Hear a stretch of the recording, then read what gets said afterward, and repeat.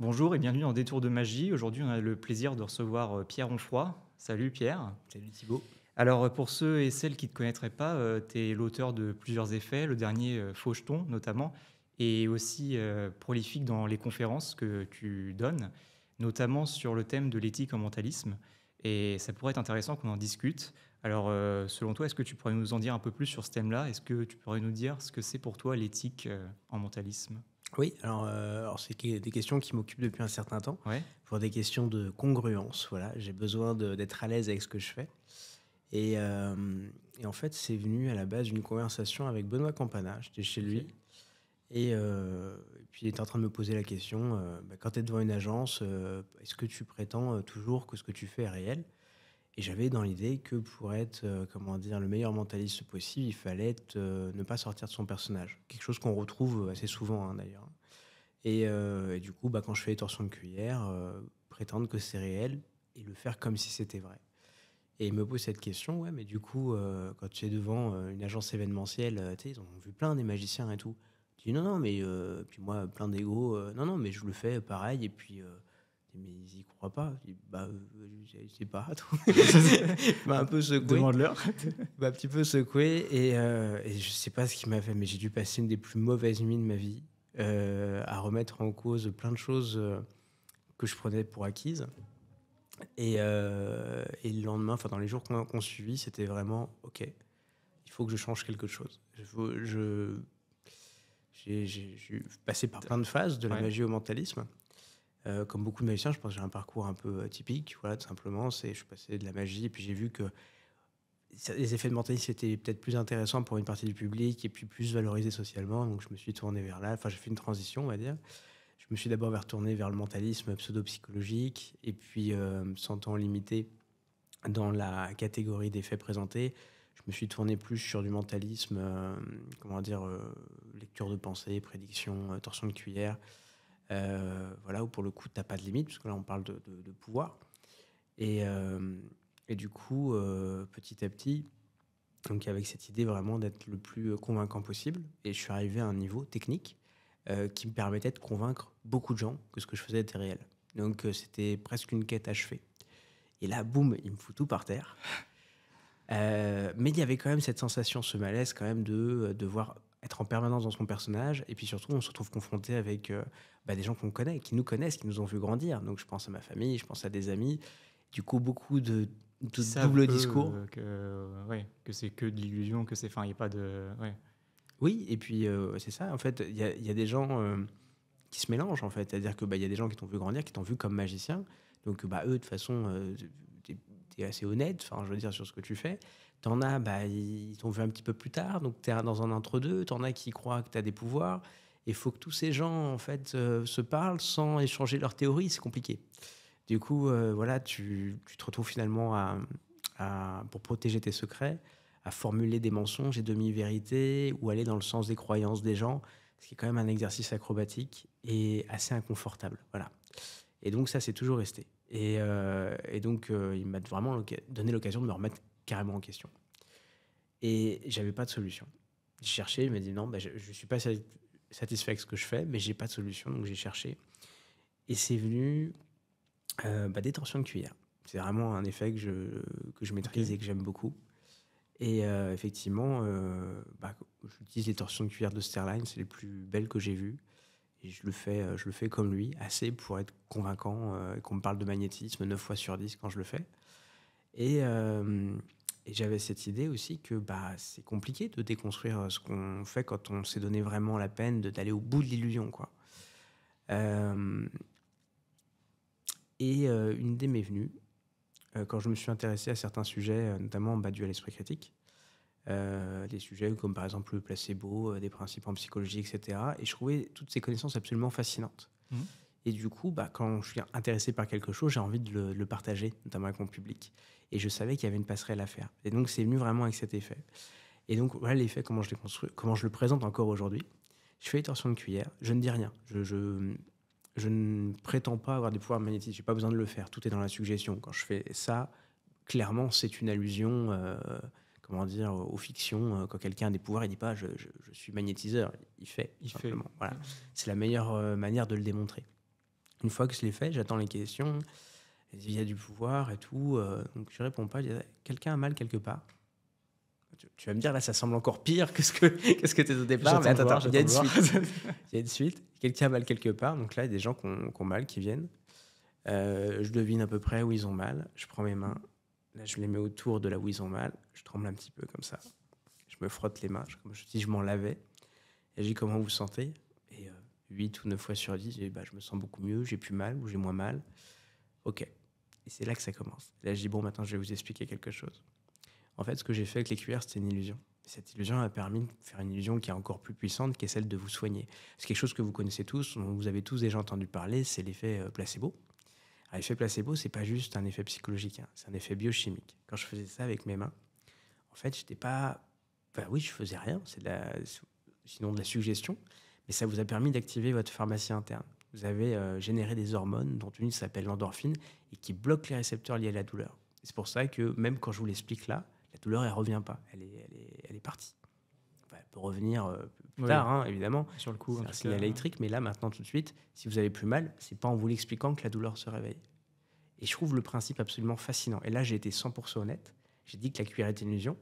Donc, je suis parti de l'idée qu'on pouvait être aussi intéressant sans expliquer le comment. Il faut que ça reste mystérieux, mais en expliquant le pourquoi ça marche. Et donc, ce schéma avec la cuillère, qui a été vraiment une révélation dans la construction de cette manière presque nouvelle de faire du mentalisme, en tout cas pour moi. Peut-être d'autres y ont pensé avant, certainement même. Pour la première fois depuis jamais, je me suis senti parfaitement congruent. En phase avec... Ouais. Je pouvais être honnête avec mes spectateurs et j'ai fait l'unanimité. C'est-à-dire que les sceptiques étaient super contents parce que ils ont quelqu'un qui fait des trucs bizarres quand même, qui ne sont pas expliqués, même s'ils pensent que c'est un tour, ils n'ont pas la solution et du coup, ils vont passer pour des cons. Donc eux, ils sont super contents. J'ai tous les agnostiques qui étaient prêts à y croire et qui, tout à coup... ok, non, ok, on a failli y croire et puis finalement non. Et puis c'est vachement bien et honnête de sa part de nous expliquer ça. Et puis tu as les croyants. Et ça, c'est intéressant parce qu'eux aussi ont une réaction très positive. C'est-à-dire que, par exemple, je ne connais pas une seule personne qui croit au médium qui pense qu'il n'y a pas de faux médium. Tu vois ? Ouais. Et de la même manière, ce qui est intéressant, c'est que je ne suis pas en train de leur dire que le magnétisme n'existe pas.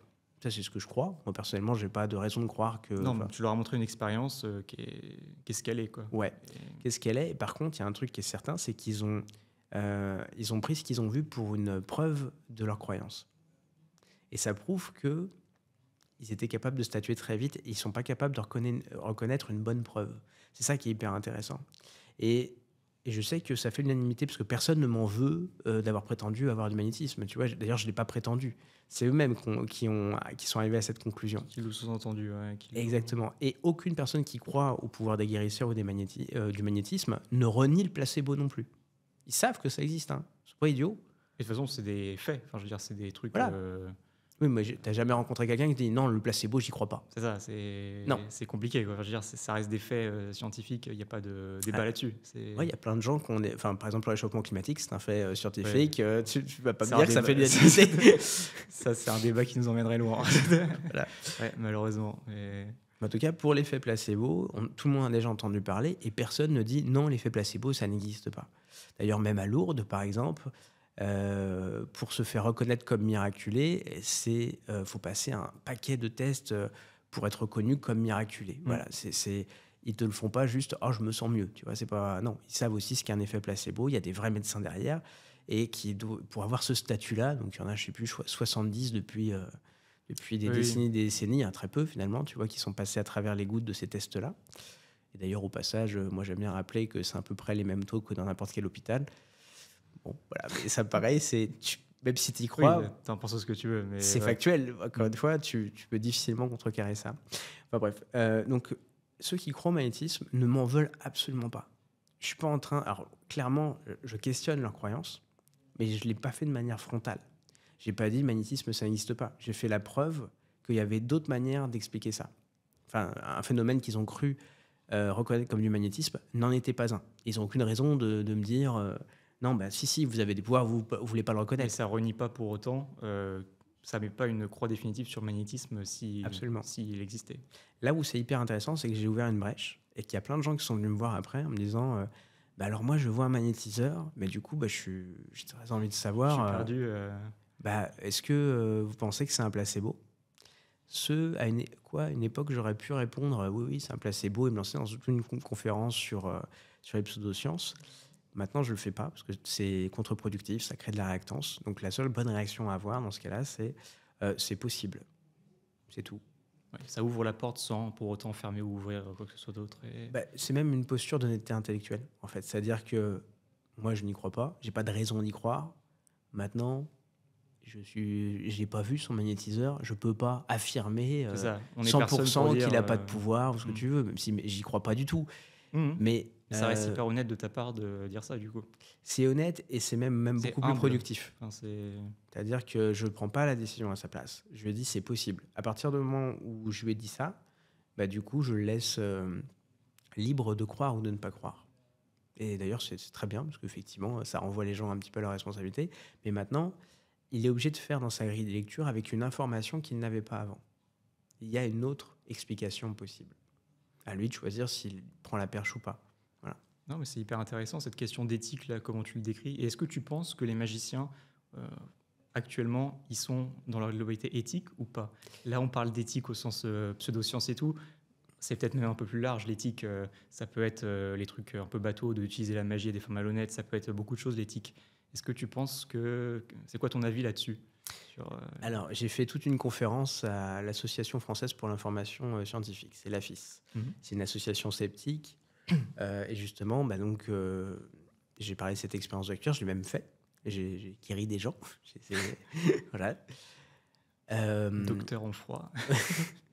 Et le thème de la conférence était le mentalisme est-il un allié ou un faux ami de la pensée critique? Et ma conclusion, c'était clairement, c'était un faux ami de l'esprit critique dans l'état actuel. Même si moi et probablement d'autres, on essaye de se réconcilier avec l'esprit critique. Mais je pense que dans l'état actuel des choses, les mentalistes véhiculent beaucoup plus de croyances fausses que de phénomènes réels. Voilà. Tout simplement parce que le niveau de culture scientifique est à peu près le même que dans le reste de la population. Donc il y a un problème d'éducation et de connaissance chez les magiciens et chez les mentalistes. Voilà. Et chez les gens en général, en fait, puisque Oui. ça reste les mêmes... ouais. C'est ça, mais ce sont les mêmes gens, donc il Ouais, n'y a c'est pas ça. de raison. Ils sont ni plus ni moins éduqués que le reste de la population.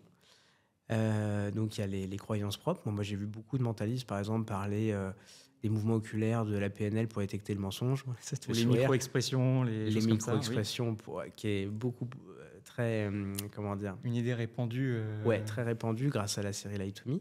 Ouais, The Mentalist. The ouais. Mentalist aussi, bien sûr.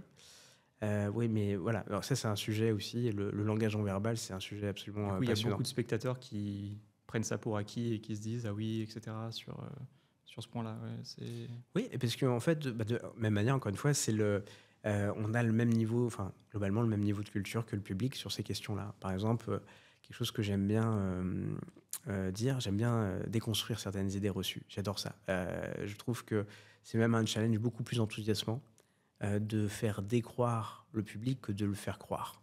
C'est-à-dire que moi, je suis déjà arrivé à un niveau où j'arrive à faire croire des choses au public. Bon, c'est chouette, mais une fois que tu y arrives, il n'y a plus tant de marge de progression. Je veux dire, quand tu arrives à faire tordre des Oui. cuillères, tu n'as pas besoin après de transformer la cuillère ou de la. Voilà, c'est ça. Je veux dire, même si tu la tords un petit peu, à partir du moment où les gens te disent que c'est du magnétisme, bon, c'est ça, de la tordre jusqu'à en faire une bague ou ce que tu veux. Ouais, Ils sont c'est vrai. convaincus. Le niveau de preuve, il est là. Ça suffit. Donc, je trouvais que c'était un challenge vachement plus intéressant que d'essayer de leur faire décroire certaines idées reçues. Comment tu fais alors Alors, un exemple que je fais dans la conférence, justement, c'est je dis, tiens, prends le jeu de cartes, mélange, je prends un joueur de poker, je dis, tiens, tu vas prendre les cartes, tu coupes le jeu, tu prends 2 cartes pour toi, 2 cartes pour moi, tu regardes tes cartes. Et là, je me retourne, je te regarde, je dis, ok, c'est intéressant. Donc là, on est juste entre nous, et puis, tu vois, je pourrais tout de suite dire si tu avais un as ou un roi, donc t'as pas l'air très satisfait de ta main. Après, on n'a pas retourné le flop, donc ce serait encore plus intéressant si je voyais tes réactions. Mais là, vu le peu d'enthousiasme que tu as à venir et tout, et puis donc je fais quelque chose de très crédible, parce que j'ai joué un peu au poker, donc si on joue pas au poker, pareil, c'est très compliqué d'être convaincant. Donc, il faut connaître un peu les sujets dont on parle. Donc, je fais une démonstration très crédible sur le langage non verbal, partant de la réaction qu'il a en regardant son jeu. Donc, je ne sais pas quelle carte il va avoir à l'avance. En l'occurrence, pour la démonstration, j'utilise un chapelet. Du coup, en voyant ma main, je connais la sienne, tout simplement. On peut imaginer plein d'autres solutions pour le faire. Et une fois que j'ai fait ça, je suis très convaincant. Personne ne me dit non. Je sais que mon analyse non verbale, elle est convaincante parce que je l'ai travaillée et je sais que je suis convaincant sur le poker. Donc, franchement, je convainc 90% des gens, si ce n'est plus. Juste après, je dis bon, on va le refaire. Tiens, je me retourne. Pareil, tu coupes les cartes, tu te sers 2 cartes. C'est bon, ok. Là, tu as le valet de cœur et le 7 de pique, hein, c'est ça? Et là, quoi? Ah oui, non, j'ai pas besoin de te regarder frontalement dans les yeux et de regarder tes expressions. Hein? Et du coup, en fait, j'ai pas expliqué ce que je viens de faire. Par contre, je viens de déconstruire tout ce que j'ai mis en place juste avant. Ça, c'est une manière hyper intéressante, je trouve, de déconstruire justement les croyances des personnes. Parce que j'ai jamais dit explicitement que tu avais les micro-expressions pour t'aider. Ouais, je l'ai suggéré fortement, mais je l'ai jamais dit explicitement. Je l'ai laissé faire ses propres conclusions. Et tu as un 3e niveau après ou pas? Une fois que tu as montré que tu avais déconstruit ça, est-ce que tu arrives à déconstruire le truc supérieur ou pas? En fait, ce qui est intéressant, en fait, ce que je viens de faire, c'est une sorte de disclaimer. Je crois que le Jerks, dans son blog, en parle de ça. Comment dire, pousser la démonstration jusqu'à l'absurde, c'est une manière de montrer qu'on n'a pas de pouvoir. Parce que si on a des pouvoirs, on mettrait un petit peu d'effort dans ce qu'on fait. Un effet trop parfait, c'est plus un effet. Exactement. Et du coup, après, je peux pousser avec les cartes encore plus loin. Je peux partir là-dessus, je me retourne, je donne les cartes, je dis tiens, mets les cartes dans ton dos, vas-y, mets-en une dans ta poche. Et là, je devine. Ou alors, coupe, et puis je sais le nombre de cartes que tu as dans la poche. Et j'enchaîne les démonstrations impossibles avec beaucoup de nonchalance. Ça, c'est une manière de déconstruire. Et c'est intéressant parce que ça renvoie tout de suite le spectateur à ses propres conclusions. Donc voilà, c'est une manière de faire. Et là, on parle d'éthique, etc. Notamment à la FAP, il y a un serment du secret. Et plus que ça, c'est un serment donc, du secret, s'engager à ne pas révéler tout ça, et à pas utiliser la magie à des fins malhonnêtes, etc. Qu'est-ce que tu penses de ça? Parce que je ne sais plus la phrase exacte, mais en gros, c'est ne pas l'utiliser à des fins malhonnêtes et ne pas l'utiliser à mauvais escient. Là, de ce qu'on dit, on a quand même l'impression qu'il y en a certains qui l'utilisent justement pour prétendre avoir des pouvoirs, pour prétendre avoir... Alors, j'ai un point de vue, comment dire. Je pense que le serment, il sert à rien, il faut le renforcer. Ah ouais, non, mais je suis pour. Je trouve juste qu'il a perdu son sens et que... voilà, après, je fréquente pas la FAP, donc oui, voilà. Donc, même d'autres associations, mais voilà, les associations de magiciens, je les fréquente assez peu, donc je peux pas te dire, mais d'un point de vue extérieur, j'ai pas l'impression que ce soit très suivi. Moi, j'ai rien contre les explications, à condition qu'elles soient plus intéressantes que l'effet lui-même. Et ça, c'est une vraie condition. J'aime beaucoup, par exemple, le travail de Penn & Teller, où justement, ils vont expliquer certains effets, mais ils le font d'une manière qui est hyper intéressante. C'est intelligent ce qu'ils font. Enfin, c'est incroyablement intelligent, moi j'adore. Donc pour répondre à la question sur la manière dont c'est mal utilisé. Comment dire? Moi, ce que j'aime dans la magie ou dans le mentalisme, c'est quand la magie, elle se prend au sérieux. Enfin, comment dire que j'aime pas que le public pense que c'est des petits tours, que c'est à la portée de n'importe qui. J'aime bien montrer que la magie, elle n'est pas inoffensive. Et clairement, ce que tu viens de dire, c'est intéressant parce que le pouvoir d'illusion, ça permet de, monter une secte, d'abuser les gens, faire de l'abus de faiblesse, de passer pour ce qu'on n'est pas. Donc, en fait, c'est quelque chose de potentiellement dangereux. Et moi, je trouve que ça, déjà, c'est un sujet. C'est hyper intéressant à exposer au public, de montrer qu'en fait, ce qu'on fait, ça peut être utilisé justement à des fins... comment dire, pour exploiter les gens, voilà. Et ça, c'est déjà une histoire intéressante. Bon, mais du coup, le simple fait d'en parler, c'est aussi éduquer le public à ça. Et ça montre aussi ne pas sous-estimer la magie ou le mentalisme, tout simplement. Donc, moi, j'aime bien parler de ça au public. Je trouve qu'il y a une vraie demande, qui sont vraiment intéressés. Il faut trouver les bons mots pour en parler. Maintenant, sur l'abus en lui-même, pendant très longtemps, les magiciens ont été en guerre contre des regalers, des faux spirites, des choses comme ça. Ouais, des faux spirites, etc. C'est moins blanc ou noir que l'histoire qu'on m'a racontée au départ. Par exemple, Houdini, quand on creuse un petit peu, comment dire, je connais pas assez bien le sujet, mais Non, j'ai mais parlé avec des historiens de la magie. Comment dire, il y a des compromissions dans ce qu'il faisait, dans sa démarche de faire la chasse au aux faux médium. Ouais. médiums et Ouais. aux... Ouais. Pareil pour James Randi. Il faut savoir aussi que les sceptiques américains, c'est pas du tout les sceptiques français. On parle, les Américains, en fait, c'est un pays où comment dire, c'est compliqué d'être athée, par exemple, tu vois. Donc, les croyances, elles sont à un autre niveau. Donc, comment dire, c'est... Oui, il y a une culture à prendre aussi en compte. Ouais, Ouais, je pense carrément. qu'il faut... Voilà. Donc, du coup, les méthodes sont moins irréprochables que ce qu'on pourrait attendre des sceptiques français. Je sais pas si je suis clair Si, là-dessus. si, c'est qu'en gros, tu penses que, en tout cas, là, tu parles de deux, trois exemples, ceux-là n'ont pas forcément été très carrés et scientifiques dans leur Pas démarche. irréprochable, en tout Voilà. cas. Même si on peut saluer vraiment une partie de leur travail. Voilà, enfin, c'est pas des Hmm, chevaliers blancs qui sont des champions de la raison, de l'esprit critique, comme on aime le faire penser. non. Et Euh, mon avis là-dessus, sur Houdini, etc., notamment, c'est que c'était surtout, je trouve, un peu une chasse aux sorcières, quoi. Dans le sens, et de la pub.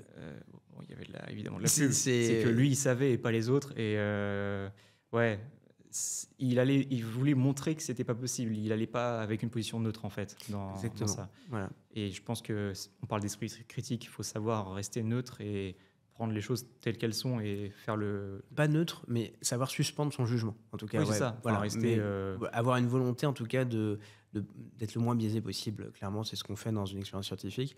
Ce que j'aime dans par exemple, les observatoires zététiques qu'on a en France, je pense à des Alors, mecs. est-ce que tu peux décrire la zététique? Parce que Ouais, alors, je bien connais sûr. bien parce que j'aime beaucoup ce domaine-là, mais je pense qu'il y en a certains pour qui ça va pas parler, tout ce qui est zététique. Ouais. Donc, ça va être pensée critique, etc. La zététique, ouais, Ouais. c'est l'art du doute. Et on peut penser à Henri Brock, notamment. Gérard Majax aussi était un des fondateurs de ce courant en France. Donc, en fait, c'est une association, comment dire, de sceptiques. Dedans, il y a eu des scientifiques, il y a eu des magiciens qui se sont alliés, notamment pour, comment dire, tester les phénomènes paranormaux. Mais de manière ultra carrée, Rigoureuse. scientifique. Ouais. Et ouais. Moi, j'aime bien en parler au public aussi, leur dire, en fait, ça demande des compétences de tester les phénomènes paranormaux.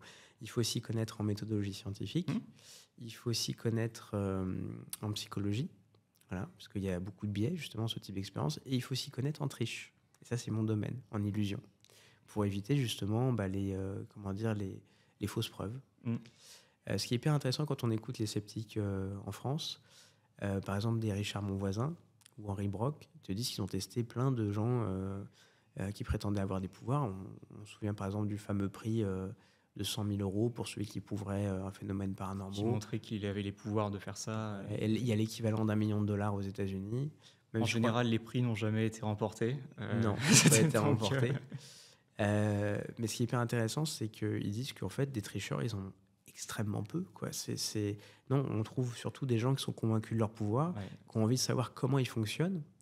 Et eux, ils y vont vraiment avec cette idée ouais, bah, peut-être c'est vrai. Même s'ils n'y croient pas, bah, on va tester. C'est On ça va qui est tester de passionnant. manière la plus rigoureuse possible. Et c'est hyper intéressant. Et ça nous a apporté plein de choses en plus en termes de méthodologie. C'est un sujet absolument fascinant et je recommande à n'importe qui de s'y intéresser. Donc ouais. Je sais plus Je sais pourquoi plus on ce qu'on était parti disait, mais là-dessus. c'était intéressant. C'est la zététique, c'est parti là-dessus. Oui.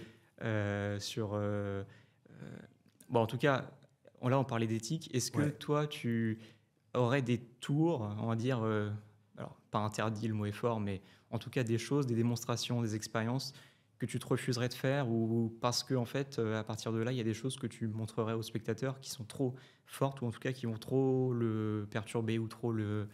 Et un truc qui serait contre-éthique, est-ce que tu aurais des exemples ou à l'inverse, pour toi, il y a toutes les expériences qui peuvent être faites si elles sont bien amenées? Alors, je vais te dire une idée que j'ai pensée, que je n'ai jamais réalisée. Mais, comment dire, qui n'est pas forcément de bon goût, mais moi qui me fait rigoler. Dis-nous tout. Mais je me vois totalement le faire sur scène. C'est prendre le contre-pied. En fait, moi, j'aime la provocation. J'imagine tout à fait dans un théâtre dire est-ce qu'il y a quelqu'un, par exemple, qui ne croit en rien, qui est complètement athée, qui pense qu'il n'a pas de croyance, ou voilà, ouais, il y a un qui lève la main, ok, ça marche. Bah, du coup, si je vous proposais d'acheter votre âme pour un bon prix, vous diriez oui. Le mec dit bah ouais, tu vois, il joue le jeu, tu vois, et tout. Oh, c'est cool. Bah, du coup, en plus, vous savez quoi? Mieux que ça, pour un vœu. Je vous achète votre âme pour un vœu, vous diriez quoi? Le mec dit coucher avec Scarlett Johansson. Ah ouais, ah, carrément. Ouais, d'accord. Et puis là, Deal. je fais apparaître une enveloppe. À l'intérieur de l'enveloppe, il y a un contrat avec marqué je sous-signé, il y a le nom du mec.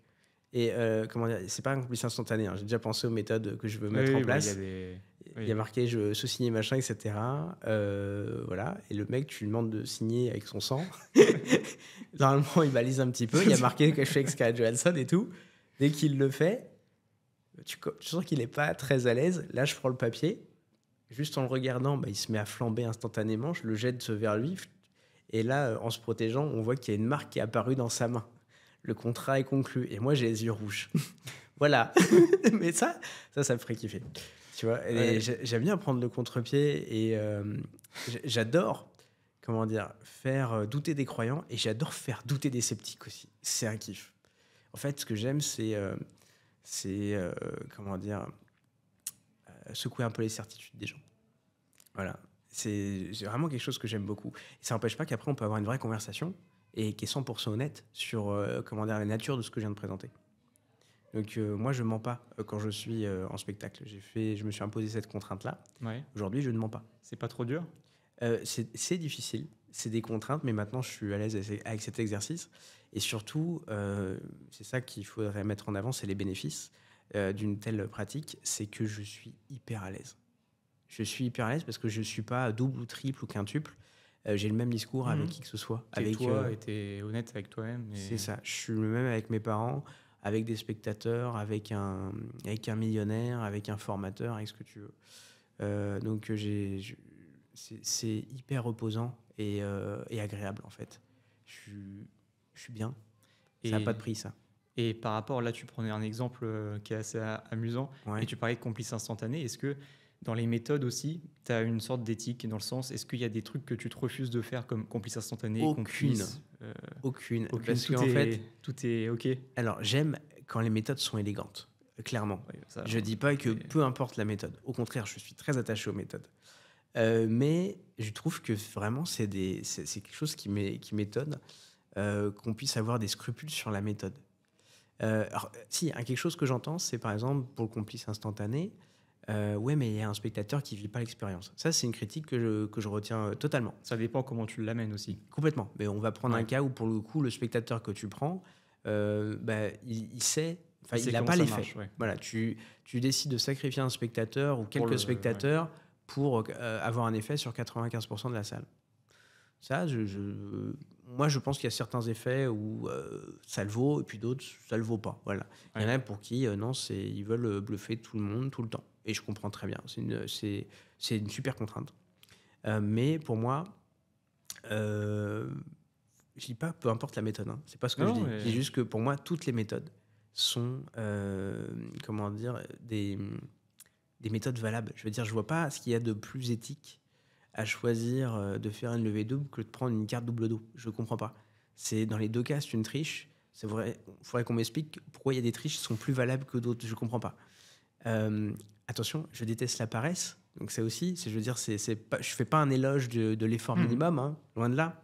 C'est juste que Non, pour toi, toutes les techniques se valent et toutes les non, justement, méthodes toutes se les valent. techniques ne se valent absolument pas, mais elles sont toutes légitimes.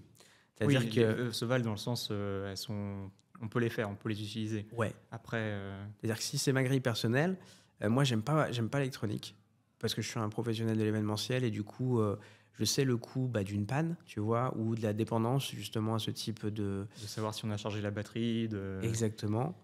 Et surtout, je suis passé par une phase, par exemple, je me souviens que j'avais acheté le Labco il y a 15 tu ans. peux Hein. expliquer ce que c'est Ouais, pour. le Labco, c'est un calepin électronique qui permet, avec un récepteur qui est assez gros à l'époque, et qui permet d'avoir l'information. Et à l'époque, je bossais beaucoup les petits papiers. Et du coup, en faisant ça, je voyais plus l'intérêt de les bosser. Et j'ai perdu énormément confiance en ma technique. J'étais devenu très feignant sur les révélations. Il y a un dicton qui dit maintenant, quand la technique elle est simple, tu peux te concentrer sur la présentation. Il n'y a rien de plus faux. Quand tu es feignant sur les méthodes, tu es aussi feignant sur les présentations. Donc, non, encore une fois, il y a des méthodes d'électronique qui sont nettement supérieures à ce que tu peux obtenir Sans électronique. sans électronique. Il y a pas vraiment d'alternative possible aussi Sûr, belle, on va dire. Voilà. Par exemple, pour une télé, bah oui, il faut que la méthode, elle soit, comment dire, étant donné que les gens peuvent regarder ça au ralenti, qu'ils ont l'occasion de le regarder plusieurs fois, bah oui, tu dois être un petit peu plus malin. Euh, donc pour moi, la méthode, elle est toujours adaptée à un contexte. Voilà. Mais sinon, autant que possible, si je prends mon cas dans Mhm. l'événementiel, j'utilise pas d'électronique ou très peu. Si j'aime bien le d'électronique, parce que c'est un accessoire qui est fiable pour le coup, et je m'en sers avec vraiment parcimonie.